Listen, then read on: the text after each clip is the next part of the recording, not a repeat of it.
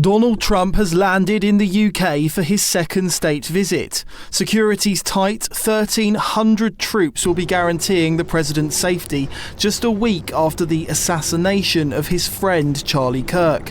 Trump insider and former Republican spokesman Elizabeth Pipko opened up to GB News about her grief following her friend's death, her concern for America's future, and how Trump will defend Brits' free speech in his discussions with Keir Starmer. Hi Elizabeth, thank you for coming on. It's been a week now since the death of Charlie Kirk. I know that you knew him. Since now everyone's had a chance to react, have you been surprised at some of the reactions that we've seen, especially on the left? Yeah, I'm more than surprised. I actually can't believe how naive I was or am. I remember last year when President Trump obviously was nearly assassinated, thinking to myself, this would change the world, it would change forever. We would never scream at each other again. Nobody would say the things they've been saying about President Trump and his supporters again, and everything would go back to the way it was, when I was growing up. And obviously none of that happened. I think it was a few days after he took bandage off his ear that I realized that people were acting like it had never happened. I actually saw someone, I want to say a week ago, on some liberal network arguing that Donald Trump actually did not get shot. So clearly nobody has learned anything. And I agree that that's going to be the same thing here. I have been baffled by the response on both sides, both how incredibly moved people have been, those that knew Charlie Kirk, those that knew of him, and those that didn't. I know a lot of people that have messaged me asking me what they could do, and I just encourage them to watch his videos. Everything is documented, thank God, so well, and I've encouraged people to just see who Charlie Kirk was. Told me who never listened to him before they bought a first time. They're listening to his content for the first time. Someone told me they read the Constitution for the first time. So I think that side of things has been incredible, and I think Charlie would be so happy to see it.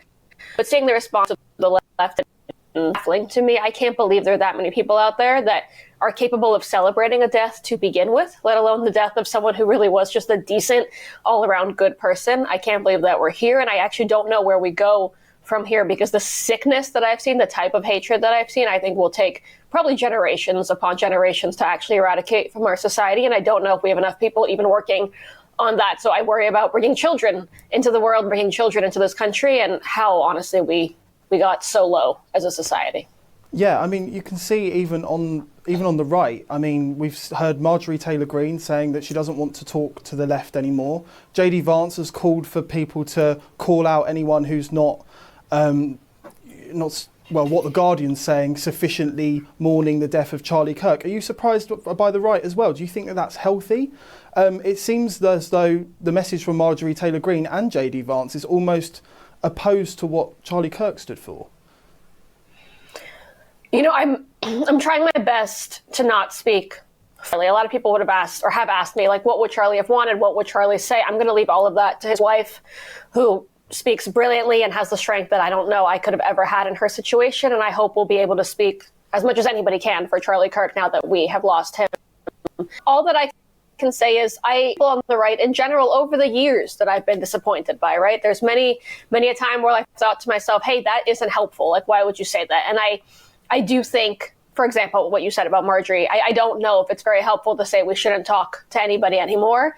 At the same time, I want people to understand how we feel, right? I mean, we are torn to shreds, truly. I mean, I just saw my friend get assassinated, and it wasn't, not that any death is okay, but it wasn't the kind of death that you can move on from, whether you knew him or not. I mean, I am sad realizing that my future children will see that death probably on their screens forever, because everything is on the computer now or on social media. I am terrified that happened in America in 2025 to begin with, and that we had to watch it, and we'll have to continue to watch it. I'm terrified that many people exist that want people like me or JD or Charlie or anybody else dead. So I think people are really angry. I understand why they're angry. I don't think we should do the opposite of what Charlie was doing his entire life, which is, to stop talking to people who disagree with us. I really don't think that's the answer. I will say everything I've seen as president has kind of echoed what I have felt myself, what a lot of people have felt to themselves. We're angry, and we can't believe that there aren't folks that want to take accountability for this and want to say, hey, maybe I took it too far, and that death was enough for me to realize that we have to change our actions. I can't believe that I haven't seen almost anybody saying that on the left, and I can't stress enough how sad, of course, all of us are, but how angry we are as well. There seems to be a little bit of a battleground on this death, even opening up on the right among people that Charlie Kirk considered friends. You've got some of the people on the right now trying to blame Israel for his death. I know that you're Jewish and you're a massive advocate for Israel. Without going into what they're saying, because there's no evidence for anything that they're saying, how do you take that? Are you worried about the direction of the right in America when it comes to Israel?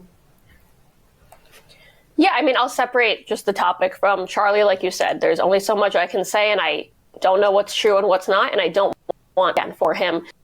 When it comes to the topic of Israel in general, I'm very worried solely because I think it represents a degradation of our own society. I think when you see what happened on October 7th and you see what's happening to an ally of ours, and you see that their enemy is someone who doesn't just want to destroy Israel and destroy Jewish people, but destroy America as well, I think the answer is obvious when it comes to who we should be supporting in the war, and the fact that people are really just so confused over the concept of good versus evil and so desperate to try to be different, I would say, and try to make news and make waves and take a different stand, I think is very, very strange. I think it's also strange considering Donald Trump is the leader of the right, has been for many years, and will continue to be. He's obviously the president as well, and he has made a stance on Israel very, very clear, and I don't think anyone actually articulates it as well as him. He has a very good way of talking to the point and very simply, and I think has been very, very obvious and blatant on where the matter. I think anyone that's to learn about it can listen to Charlie, can listen to the president, and would come to the very same conclusion. So in general, yes, I'm worried. I'm worried that there are people in our country who think it's okay to support a terrorist entity who wants to destroy America just as they want to destroy Israel. I am scared of what it means in general, but I do want to keep the conversation, like you said, separate from Charlie's death. There is no evidence to what people are saying. It's not my business. And again, I hope that if anyone wants to clear it up, it is his wife who comes out and says whatever it is that she wants to say, just because I think when someone has been gone for less than a week, the body hasn't been buried yet, we should take the time to realize that it might not be about us. It might not even be about politics right now. It could just be about a good person who's no longer with us.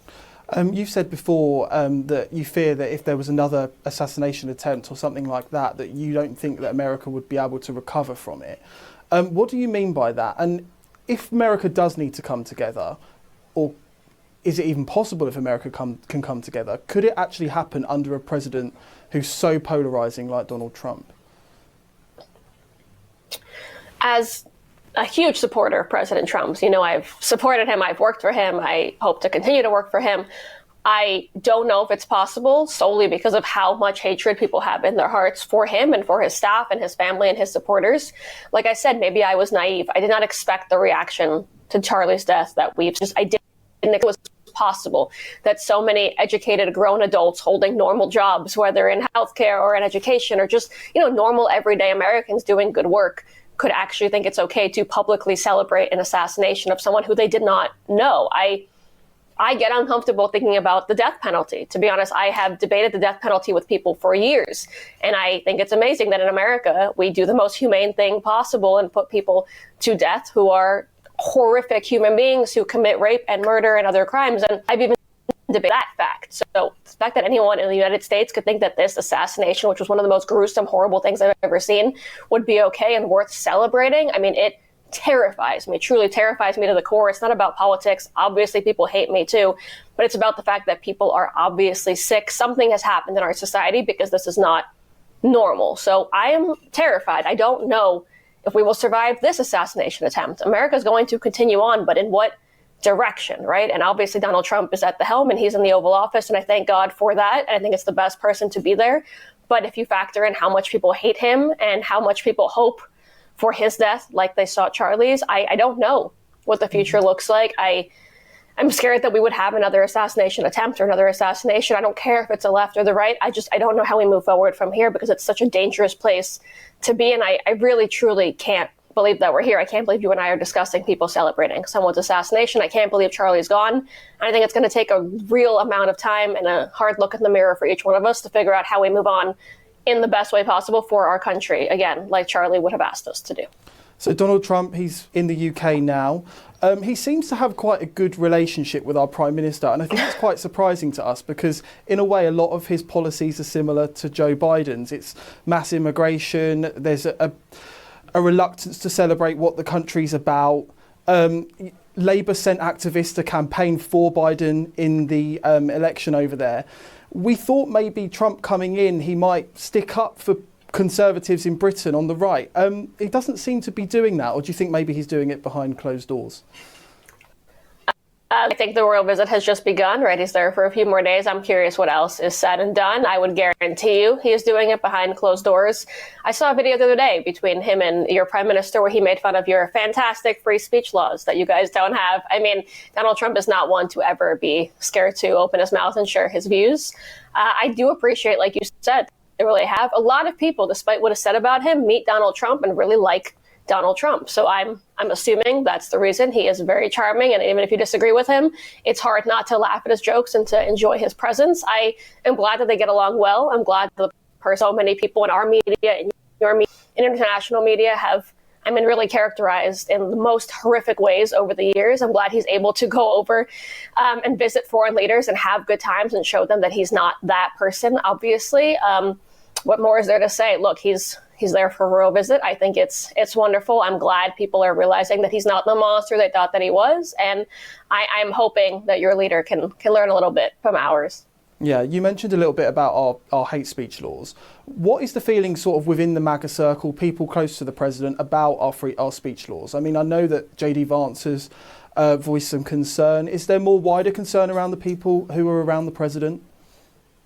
Yeah, in general, I think we take free speech very seriously. There's a reason so many of us, including those, like I said, who had no clue who Charlie was or don't know, hadn't personally known Charlie, that are affected by his death. And it's because he was really advocating for what we all believe in, which is any speech, and especially speech that you might disagree with. The whole point is to stand up for those that you disagree with. It's very easy to support the speech of those that you, vote similarly to or agree with. It's difficult to support the speech of those that you disagree with. That's obviously why we celebrated Charlie in his life, because not only did he encourage debate, but he wanted to debate with those who didn't agree with him. He wanted to share their voice. He thought they deserved to get up to the microphone just like him and to have those conversations. So I think most people in the MAGA circle, and I'd say most common sense people in America, take free speech very seriously, realize how lucky we are over here, and how different we are to the rest of the world that doesn't actually understand why we take free speech so seriously. And unfortunately, I think the conversation's taken in the wrong direction since Charlie's death. And I think it's almost ironic considering how much of a champion for free speech he was and what we all know he would have been saying right now.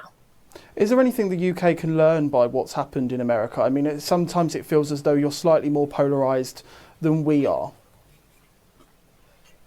Yeah, look, I would just say, as someone who has done some media, like some international media over the years, but certainly I have done my fair share of BBC and everything else, I would just say maybe demonize your own politicians and stay away from ours. I think it's very strange when I, fly overseas and meet people who aren't living under Donald Trump, who tell me that I'm living under a horrible fascist, when obviously that's not the case, and you have your own issues in your own country. And I would just say, as I've learned myself, and I have to have this conversation with people all the time when it comes to other countries, when it comes to debate over Israel, if a person was, duly elected in a certain nation, maybe respect it and try to learn from another country and see why they wanted that person to be elected in the first place. And obviously we have our own issues domestically as well, especially right now. But I think the world has a polarization issue just like we do. And I would hope that people would realize Donald Trump is not the problem. We ourselves internally are usually the problem.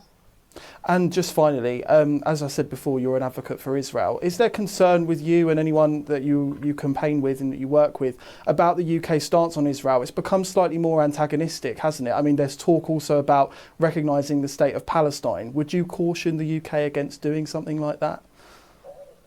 I certainly would. At the same time, like I said, that's not my leader. That's not who I campaigned for. It's not who I voted for. That's clearly what the people want, and that's the real problem. At the same time, when you're in that position, I would encourage people to be careful, right? I don't know what a state of Palestine right now would do.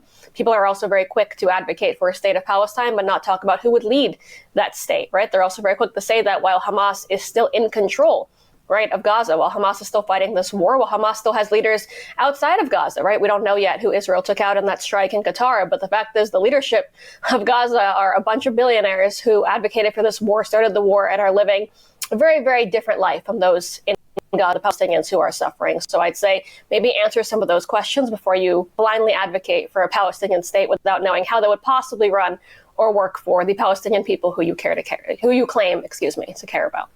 Thank you for joining us. Yeah, thanks for having me.